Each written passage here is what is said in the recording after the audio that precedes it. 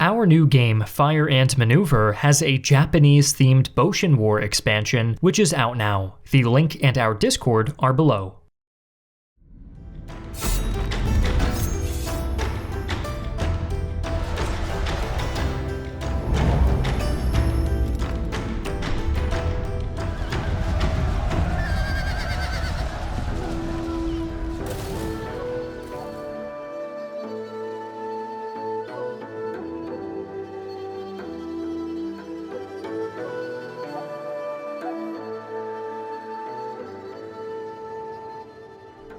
Hi, I'm Griffin Johnson, the Armchair Historian.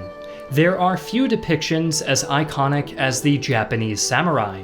Since their rise in the late 11th century, the samurai grew into an influential social caste and were given extraordinary powers, such as the privilege to openly wear swords in public or the right to strike with their swords at anyone of a lower class who compromised their honor, or the honor of their lord. With such power, they were thought to be untouchable. So what led to the fall of the samurai? Referring to the brilliant minds who came before him, Sir Isaac Newton once said, "If I have seen further, it is by standing on the shoulders of giants." To understand modern science, it pays to meet the giants. That's why the sponsor of today's video and the preeminent literary science magazine, Nautilus, journeys back in time to spotlight the geniuses whose experiments are the prologues to the most exciting science today. Nautilus's writing is as celebrated as its contributions to science, so much so that one of the greatest writers of our time, Cormac McCarthy, decided to publish the first non-fiction piece of his career in Nautilus. Nautilus also excels at uncovering the mavericks whose stories aren't found in textbooks and standard histories, like the Russian botanist who defied Stalin, or the woman who rewrote cellular biology while in hiding from the Nazis during the Second World War, or the 18th century glassmaker who sparked astrophysics. You can join Nautilus as a digital-only member or print to receive 6 beautifully illustrated award-winning collectible editions. In addition to full access to all of the stories in Nautilus, members receive benefits like priority access to events, exclusive podcasts, and product discounts. Memberships to Nautilus seldom go on sale, but you can go to nautilus.us/armchairhistorian to receive 15% off of your membership today.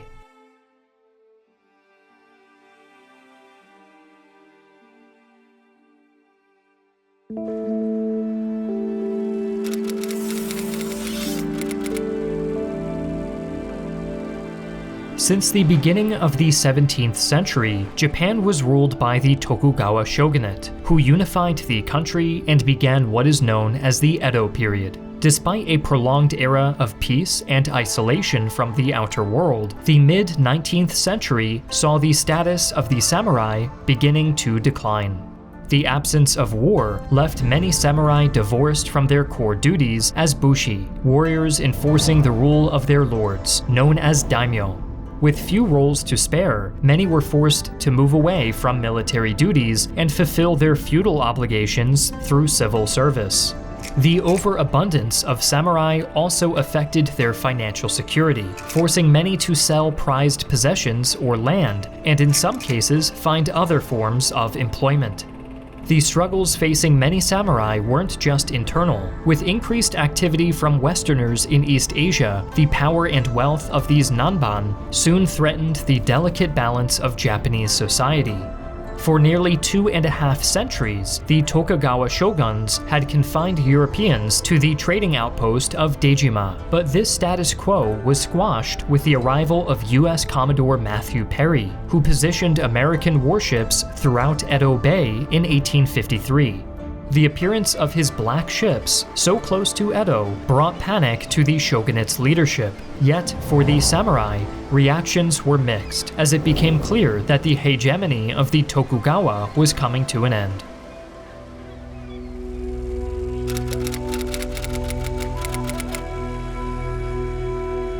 As the shogunate's position weakened within Japan, the late 1850s to mid-1860s gave rise to a movement aimed at dismantling the shogun's power in the central government. This anti-shogunate group was led by a low-ranking but influential samurai named Sakamoto Yoma of the Tosa domain. Using Sakamoto's connections, the movement bought weapons and a steamship from a British merchant in Nagasaki. In 1866, a young Mutsuhito took the throne as Emperor Meiji. Meanwhile, the shogunate sought to strengthen their rule with French military assistance, but were too late, as the Satsuma domain threw in their lot with the new emperor and decided to overthrow the shogunate by force. To do this, they cited a secret imperial edict which claimed to legitimize their actions, but the edict itself bore no real signatures or authorization. To all appearances, it was a dubious document. Yet the battle lines were drawn, and samurai found themselves serving on both sides of the conflict. Given the feudal nature of samurai, there were distinctions between those serving under the imperialist forces of the emperor and those serving under the shogunate. With the imperialists, many samurai were included in 60-man drafts given to the emperor by his new subordinate warlords. But during this time, the imperial forces were also bolstered by a new westernized military force. The shogunate's forces were more varied, with Aitsu domain providing the bulk of military support in the form of traditional warriors categorized by age. Along with these, the shogun's troops were also bolstered by the ultra-loyalist Shinsengumi and the elite Denshutai Corps. Following a number of resolutions in the emperor's court aimed at destabilizing the shogunate, an alarmed Tokugawa Yoshinobu ordered his forces to march towards Kyoto.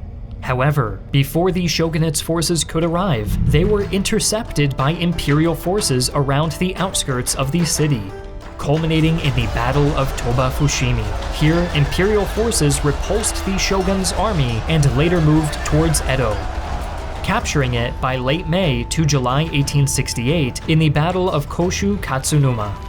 With the fall of Edo, the shogunate was all but destroyed, and the city was renamed to Tokyo, becoming Japan's new imperial capital.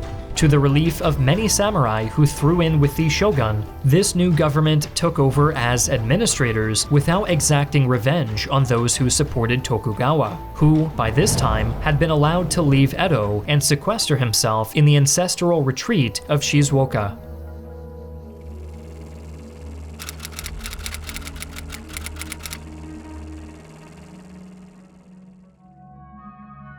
Following the Boshin War, Japan made headway into becoming a fully centralized state. The country was brought under unified control and opened to foreign influence, which came mostly in Western trade and industry. Emperor Meiji's government reformed and modernized Japan's institutions along with its infrastructure. This included the establishment of a modern railway system and a substantial overhaul of the Japanese military. With this progress came resistance, however, as the westernization of Japan's armed forces was not a welcome reform for many samurai, as it resulted in the loss of traditional privileges and stipends. This forced many into poverty and discontent with the new government. One of the samurai affected by this regime included the legendary Saigo Takamori of Satsuma, a loyal imperialist and hero of the Boshin War.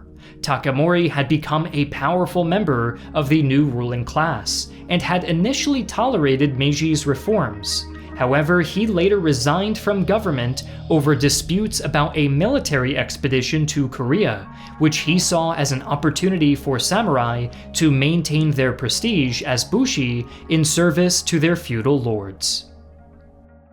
In 1876, Saigo Takamori was persuaded into leading a 15,000-strong rebellion against the new government. These rebels expressed dissatisfaction with the government's economic plans, the treatment of former samurai, and the perceived loss of traditional values. In response, government forces mustered their newly standardized imperial army against him in the winter of 1876 to 1877. Saigo's advance on Tokyo was hindered by severe snowfall, forcing him to strike out against the imperialists.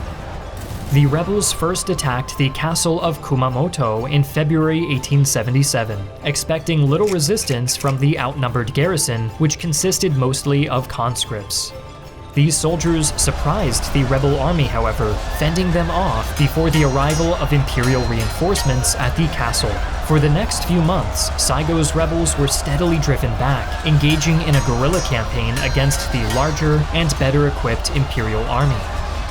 Eventually, with their numbers dwindling and supplies running low, Takamori and his remaining troops made a final stand on Mount Enodake in August 1877. The rebellion was defeated, and Saigo himself died in the final battle of Shiroyama above the city of Kagoshima.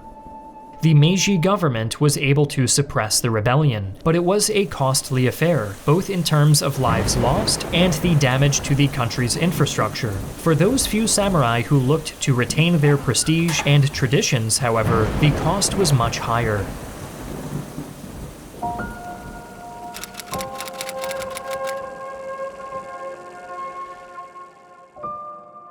With the rebellion crushed, all vestiges of feudal influence in the government withered away. Imperial power only grew as the Meiji regime became more centralized, and for those samurai who remained loyal to the emperor, many of their former privileges had begun to vanish. However, despite the loss of their feudal privileges, many of the Meiji elite that dominated politics, military leadership, and industrialism were drawn from the samurai class. Figures such as Ito Hirobumi and Itagaki Taisuke were loyal supporters of the emperor and held key positions of power.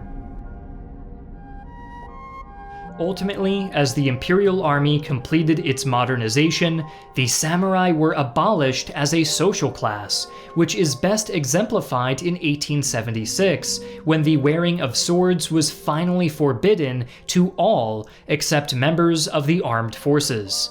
With this image, we see the once noble samurai dressed now in the habit of a Western gentleman as he hangs up his old swords for good. The era of the feudal warrior fading into distant memory.